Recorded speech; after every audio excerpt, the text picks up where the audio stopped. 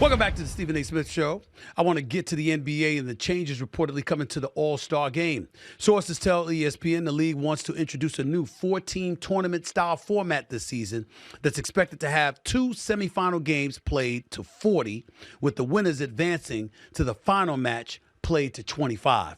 The event would be the first of its kind, expected to have competition that resembles pickup games in an effort to curtail lackluster performances seen in recent years. Again, according to ESPN, the NBA was in serious discussions to have 3 all-star teams of 8 players each, and the winner of the Rising Stars game take part in an all-star game tournament. I hate it. I have no use for it. It means absolutely positively nothing to me. Matter of fact, I don't even want to go. I'm going to call it what it is. It's straight bullshit. It really is. Let me tell y'all something, okay? Nobody should expect the players on All-Star Sunday to play as hard as they play during the regular season or the playoffs. I understand that. But you trying to tell me you can't play as hard as you play in the summertime when you're working out to get yourself in shape? You can't do that?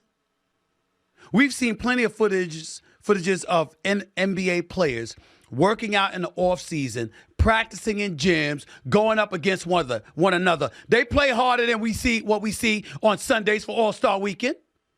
How come you can't do that for the All-Star game? Now, from everything that I'm being told, you know what the problem is, y'all?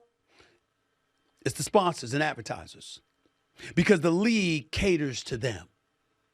And the NBA players don't get anything out of it. I had somebody text me this, so I'm going to share it with y'all right now to make sure that we good with it, okay? To make sure that y'all know what I'm talking about, okay? It says here, it's deeper than that, Stephen A. Players know that the league does all of this for their corporate partners. They're paid heavily for this weekend, and the players can't even get decent seats for their families. They feel like this is some bullshit. They're like, we have to show up for this stuff, but we don't have to play. Okay? That's what he said. They got 51 different partners. Fair enough. It's cool. And the players want to talk about, well, we ain't getting any of that. Well, $100,000 a piece goes to the winner of the All-Star game. $20,000, $25,000 go to the loser, according to CBA, I guess. You can bring stuff like that up, but that ain't even the point. This is a multi-billion-dollar league. You got cats in the league worth over $100 million, worth over $500 million, worth over $1 billion. You can't show just a little bit of effort in front of a packed house inside of arena, 19,000, 20,000, press stars at press row all over the place. You can't just play ball like you playing ball in the offseason? That's where it gets a bit extreme. There's an 11-year, $77 billion deal that was just agreed to that kicks in for next season. Players are getting that. 50% of that. You can't show up? I mean, the effort has been lackluster. And don't get me started with that sorry-ass slam dunk contest. I swear to Lord, I want to sponsor my own slam dunk contest nationwide. I could do a better job. And I'm not blaming the NBA one bit. I'm blaming the players. You can't play as hard as you play while working out in the summer? Really? You just going to have a glorified layup line all-star weekend? Really? Really? That's why I was so proud of Steph Curry when he went against Sabrina Ionescu in a three-point shooting contest. He didn't have to do that. But he's the elite shooter the game has ever seen, and he was going up against one of the great shooters in the WNBA.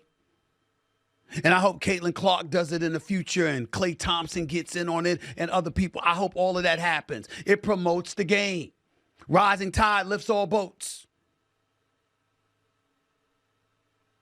But when you think about previous players, when you think about Jordan and Dominique and Isaiah and Magic and everybody else and how they will perform for All-Star Weekend, and then you see the absence of pride and fervor and vigor from today's players, you got yours. You got yours. So you don't have to care. And see, then I'm an asshole. I'm a clown. I'm a jerk because I point stuff like this out. Facts! But I'm the bad guy. It's just ridiculous. Just ridiculous.